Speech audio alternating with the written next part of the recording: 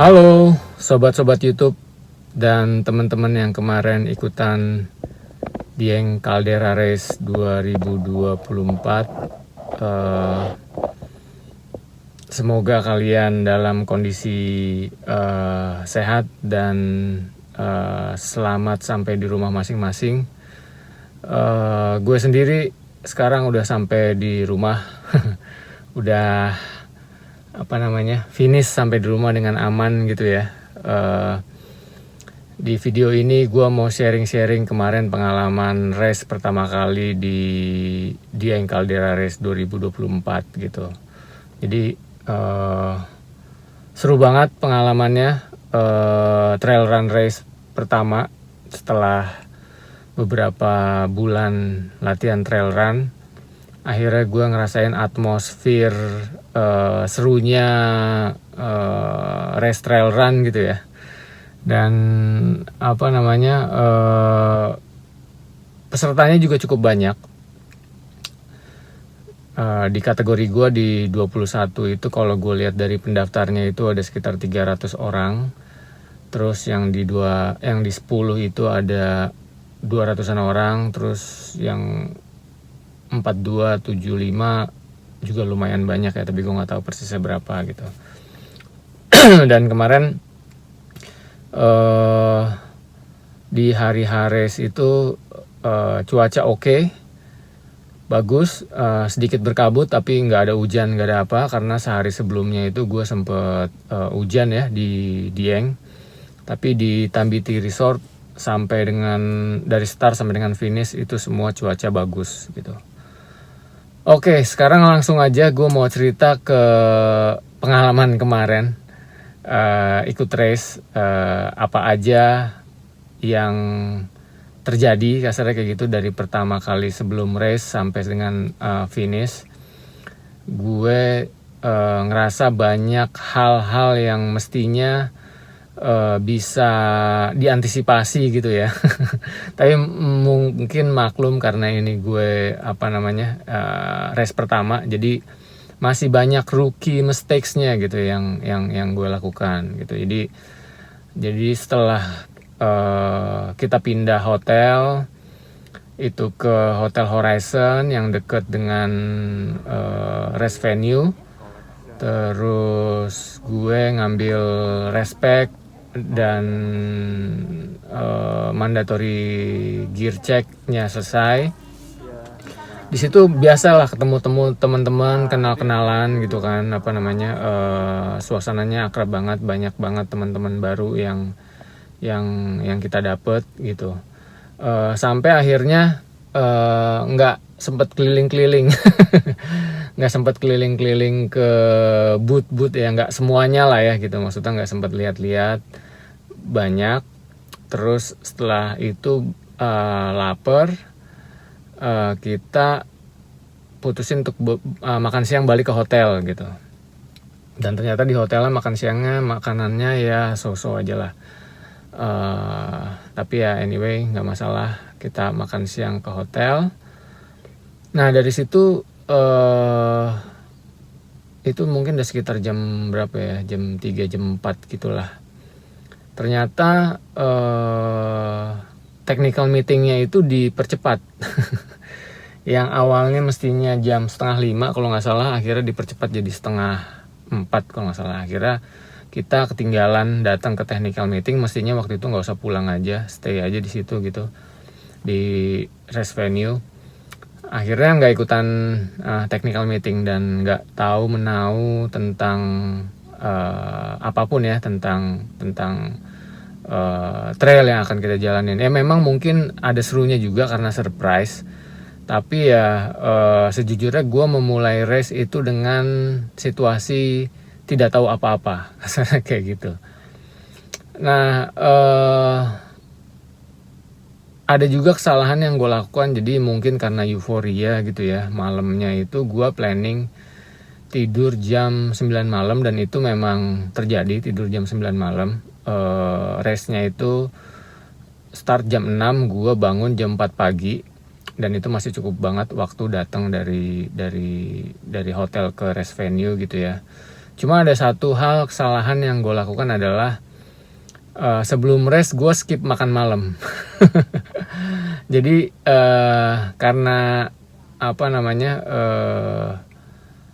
mungkin kepikiran besok pagi mau start gitu kan, akhirnya gue agak kesulitan tidur, dan karena gue kesulitan tidur akhirnya gue putusin buat ngedit video. Jadi video-video kemarin tuh yang persiapan sebelum race itu, yang Road to Dieng Caldera race itu gue buat malam sebelum start. Jadinya gue skip makan malam. Nah itu istri gue, dia pesen makan gitu kan, karena gue fokus sibuk ngedit, gue entaran dulu gitu. Ternyata pas ngedit ternyata udah jam 8:30 dan mau makan malam itu males banget. Akhirnya gue makan makanan sisa-sisa dari makan malamnya istri gue. Cuma ada 2-3 sendok gitulah segala macem. Terus gue makan soy joy. Nah udahlah, singkat cerita tidur. Kita bangun jam 4. Walaupun bangun jam 4 tetap aja riwe-riwe persiapan ini itu apa segala macem gitu ya. Gue masukin barang langsung ke mobil karena kita langsung check out. Karena dari Horizon setelah race itu kita rencananya mau nginep di tempat yang lain. Packing barang dan masukin barang sampai di race venue itu sekitar jam 5-an lewat lah. Nah setelah kita sampai di race venue itu gue mestinya harusnya cari sarapan. Dan banyak yang jualan sarapan sebenarnya, cuman nggak tahu kenapa pagi-pagi itu gue ngerasa kayak aduh nggak bisa banget sarapan masuk makanan banyak gitu. Mungkin itu salah satu karena gue juga ada asam lambung kayak gitu. Cuma sebenarnya itu harusnya nggak jadi alasan sih. Akhirnya gue cuma makan sarapan sosis, itu pun nggak sampai habis gitu. Dan gue lebih excited kayak ngobrol-ngobrol sama orang-orang yang kita mau mulai race gitu kan. Dan karena saking serunya ngobrol-ngobrol, di hari sebelumnya gue ketemu sama temen gue, Adit, dia dari Bandung. Jadi pagi sebelum race kita banyakan ngobrolnya ketimbang warming up atau stretching ya. Jadi ya itulah kesalahan rookie gitu ya, apa namanya ya. Tapi ini ya gue enjoy race-nya, enjoy situasinya gitu, karena kita juga nggak terlalu apa namanya mau ngejar sesuatu atau apa-apa gitu, tapi tetap hal itu mestinya bisa diantisipasi. Paling nggak kita mesti bisa lebih disiplin kalau misalnya itu kaitannya dengan warming up atau stretching gitu ya. Akhirnya mungkin kayak 5 menit sebelum flag off kita baru stretching ala kadarnya gitulah. Situasi di flag off itu seru banget. Apa namanya, pesertanya banyak banget, semuanya kelihatan excited gitu ya. Dan kita ada kayak wave gitu, ada apa namanya kayak semacam seremonial gelombang gitu, itu juga seru banget. Dan pastinya sebelum flag off kita nyanyi lagu Indonesia Raya. Ini yang kalau gue lihat-lihat dari video-video di semua race di Indonesia gitu ya, ini bagian yang paling terseru lah ya sebelum kita flag off gitu. Kita semua nyanyi Indonesia Raya gitu, dan akhirnya jam 6 pagi tank flag off, kita semua mulai start gitu. Dan start ya seperti biasa, semua dengan gayanya masing-masing. Ada yang dari awal udah kabur kenceng gitu ya, ada yang santai, ada yang apa namanya sibuk memvideokan suasana start kayak gitu. Gue sendiri di start gue karena memang stretchingnya nggak benar, gue slow aja lah, apa namanya jogging kecil aja gitu, dan rame juga gitu. Jadi emang nggak bisa kenceng juga, jadi gue ngikutin flow rombongan aja gitu. Sampai sekitar kira-kira 1 kilometer, 1,3 kilometer setelah start itu udah mulai nanjak nih guys. Udah mulai nanjak dan ini udah mulai nih urutan-urutannya yang apa namanya, yang kenceng-kenceng, yang sudah mulai narik nafas gitu ya, yang yang udah ngap-ngap dikit itu udah mulai melambat. Urutannya udah mulai kelihatan di 1,3 itu. Jadi race-nya ada yang beneran race, ada yang udah mulai berubah jadi jalan sore atau jalan pagi santai gitu. Akhirnya gue ngikut rombongan yang jalan pagi santai ini. Dan sebenarnya kenapa juga kita akhirnya jadi santai itu mungkin bukan karena hanya treknya yang juga udah mulai nanjak ya. Jadi 1,5 kilometer pertama tuh trek udah mulai nanjak. Gue pikir tadi gue liat di maps harusnya lurus-lurus aja tuh, kayak gue pikir ya datar aja gitu ya. Ternyata di awal tuh 5 km awal tuh elevation gainnya tuh udah hampir 500-an meter gitu. Jadi di situ kita di awal-awal masuk ke perkebunan teh Tambi, kita disuguhin pemandangan Gunung Sindoro yang keren banget guys dari Tambi gitu ya. Itu wow banget. Di situ gua bener-bener ngikutin flow rombongan aja. Gue sepertinya masuk ke dalam gerbong terakhir kayaknya ya gitu. Jadi karena gue itu bener-bener ketika di 1,5 sampai 2 km pertama mungkin nggak ready karena warm up-nya kurang, sama kayaknya gue ngerasa energi gue sedikit banget. Jadi baru 2 km gue udah keluarin snack bar, udah makan. Udah minum, udah makan gitu. Terus mungkin 2-3 km gue udah ngeluarin trekking pole, karena apa namanya, nggak tahu kenapa gue ngerasa kayak stamina-nya bener-bener nggak ada lah gitu. Stamina gue bener-bener nggak ada gitu. Kira gue ikutin saran temen gue, daripada apa namanya terlalu cepet di awal dan akhirnya malah gampang capek gitu ya. Gue putusin untuk santai aja di depan gitu. Dan setelah 3-4 km kita semua ngelewatin kebun teh, kita masuk ke perkebunan gitu ya. Itu gue beruntung ada di rombongan belakang, karena rombongan depan gue tuh banyak yang salah jalan guys.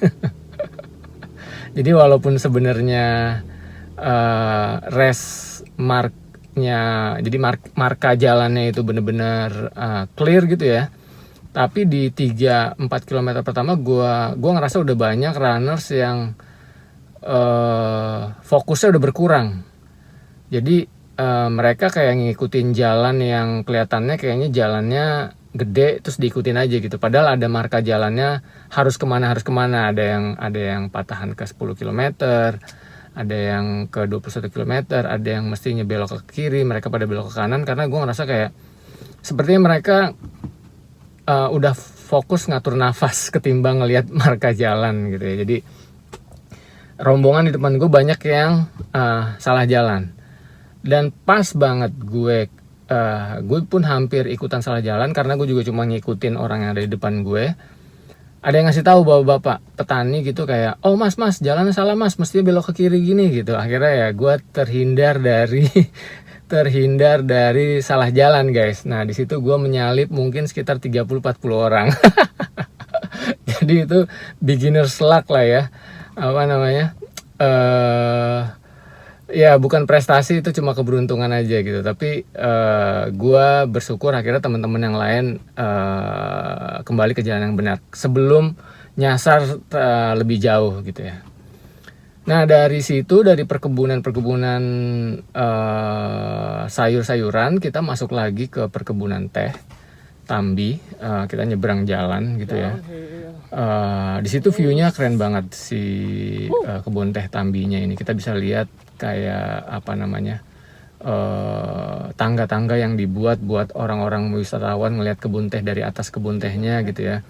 Terus kita lihat kebun teh dengan background perbukitan Sikendil gitu. Wah, pokoknya menuju WS1 itu kira-kira di kilometer 5-an itu 45 itu view-nya bagus banget gitu. Jadi di situ juga banyak fotografer, kita lari downhill, banyak yang foto-foto gitu ya. Jadi enjoyable banget gitu rutenya sebelum di W1.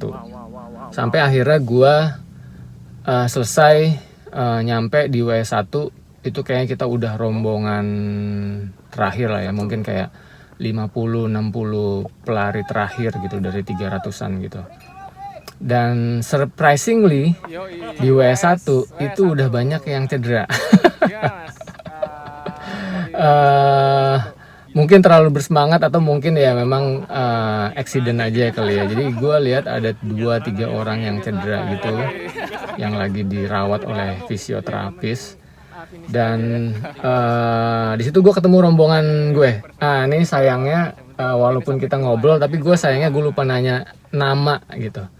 Gue dari start sampai ke W1 tuh gue ada rombongan bertiga ya gitu ya. Kita nyebutnya 3 sekawan gitu ya. Kita istirahat bareng di W1, makan, minum, refill flash gitu kan. Sampai akhirnya kita selesai di W1, lanjut. Gua duluan nih dari rombongan 3 sekawan gue bilang gue duluan ya, nanti susul ya, kayak gitulah, karena kita biasa susul menyusul gitu kan. Sampai akhirnya gue masuk ke perkampungan sebelum naik ke puncak Sikendil gitu ya, masuk ke perkampungan. Tapi sampai dengan puncak Sikendil gue udah nggak ketemu lagi rombongan Trimas Ketir gue.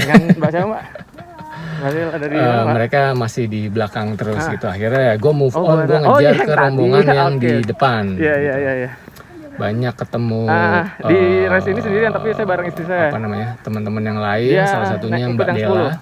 Gue ingat banget Mbak Dela karena kita tuh bareng terus nih sampai puncak Sikendil. Kita susul-susulan gitu. Mbak Dela kalau nonton video ini nanti add saya di Instagram ya.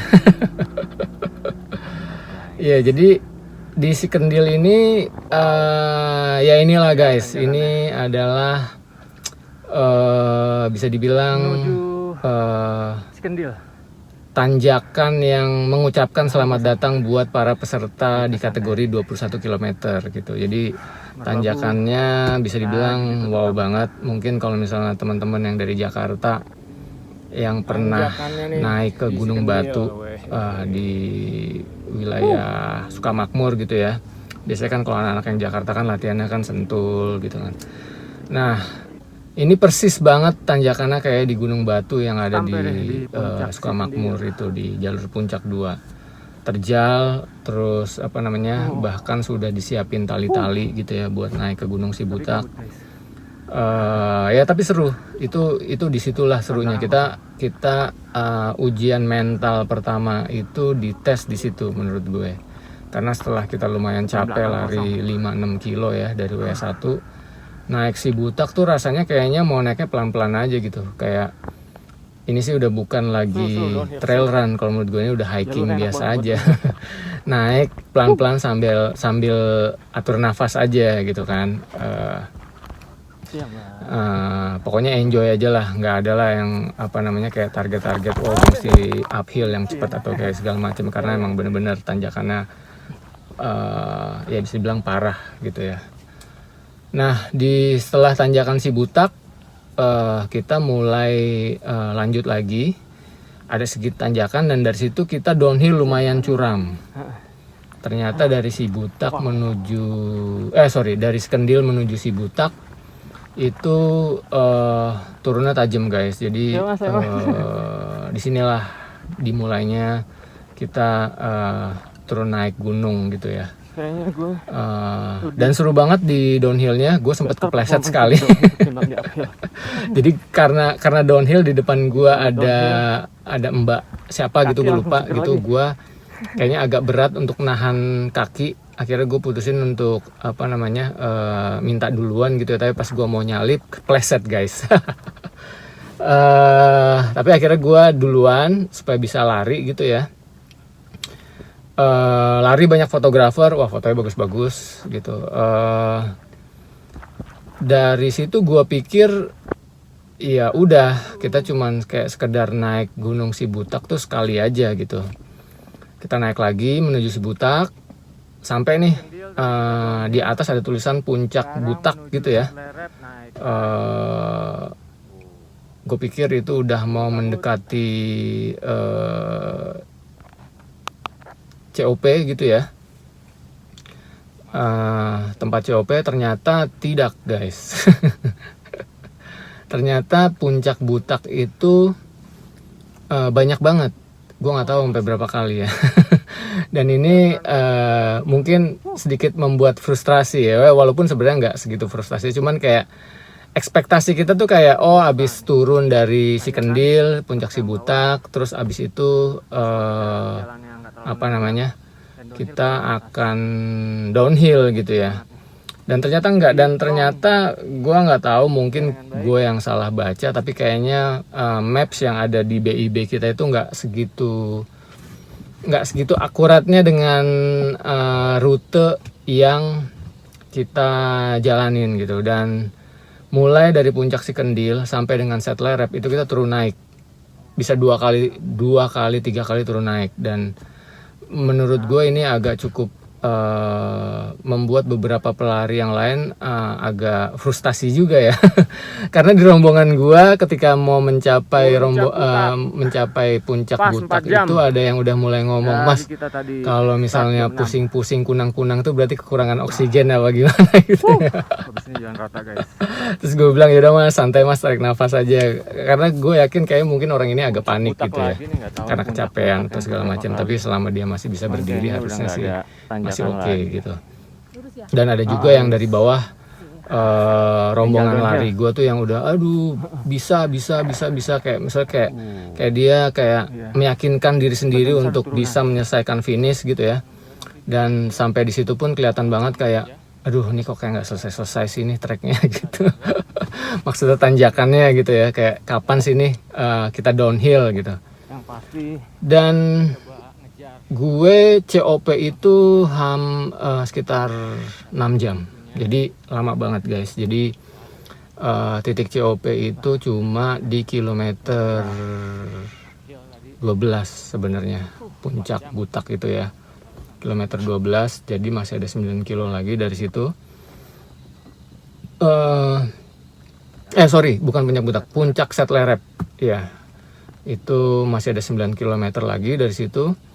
Dan itu udah 6 jam. Jadi cut off time itu kan 8 jam. Sisanya itu cuma 2 jam untuk kita finish sebelum cut off time ya. Dan akhirnya dari COP gua berusaha untuk mempercepat lari gue, karena ini udah nggak bisa main-main lagi, udah nggak bisa santai-santai lagi. Sisa tinggal 2 jam dan kita masih ada 9 kilo gitu. Akhirnya dari Setlerep gue memutuskan untuk lari, downhillnya lari gitu. Mungkin kayak 70-80% itu lari, jalannya cuma 20-30% gitu. Sampai akhirnya kita turun dari Setlerep masuk ke pedesaan. Nah, ini gue nggak ngerti. Di pedesaan ini sebenarnya udah banyak jalan aspal gitu ya. Udah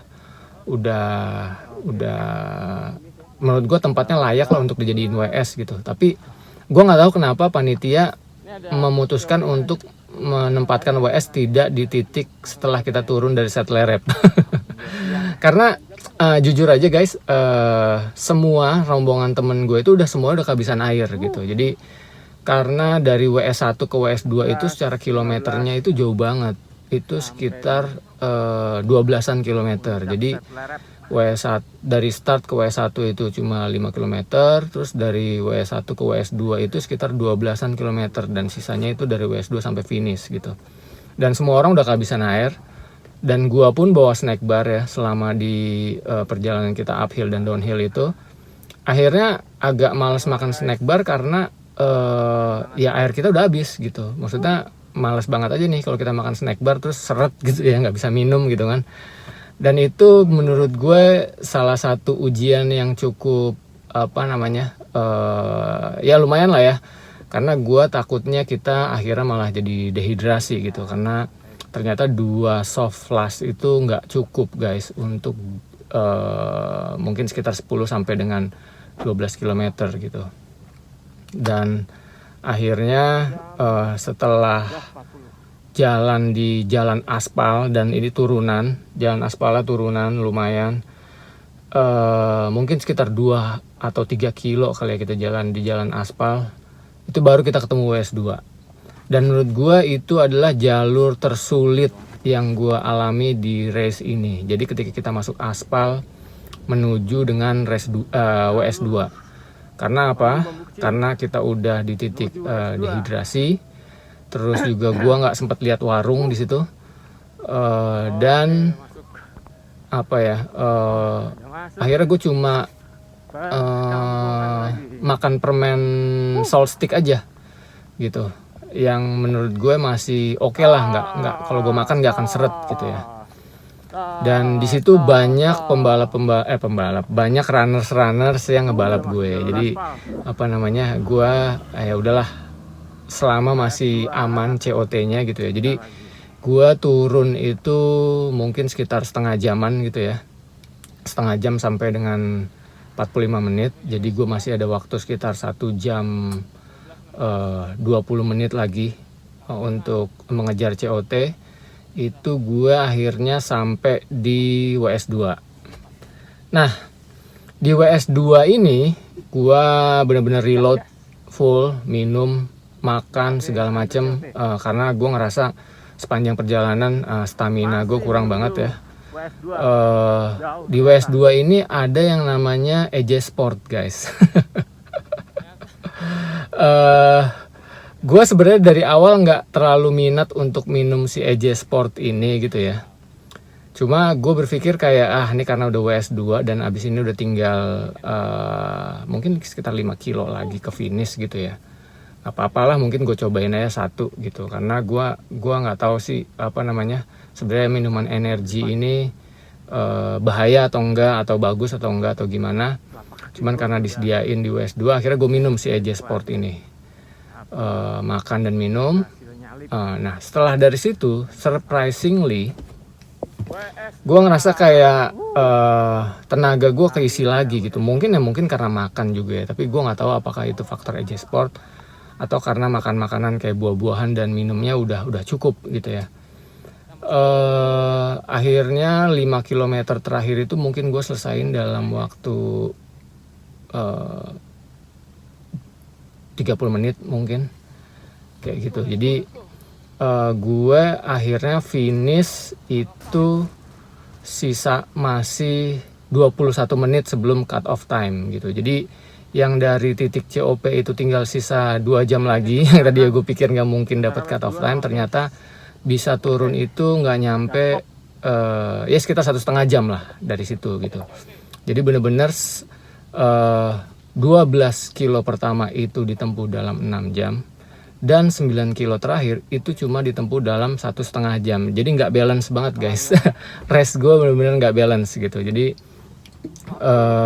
tapi ya gue bersyukur akhirnya finishnya juga dalam keadaan yang seger buger gitu ya, finish strong, nggak ada cedera, nggak ada kram. Itu gue senang banget gitu. Dan akhirnya gue disambut sama temen-temen yang juga baru selesai finish, dan sama istri gue, sama Adit yang udah finish duluan dari awal. Jadi gue ketemu sama dia di awal, abis itu dia kabur, nggak pernah ketemu lagi sama Adit.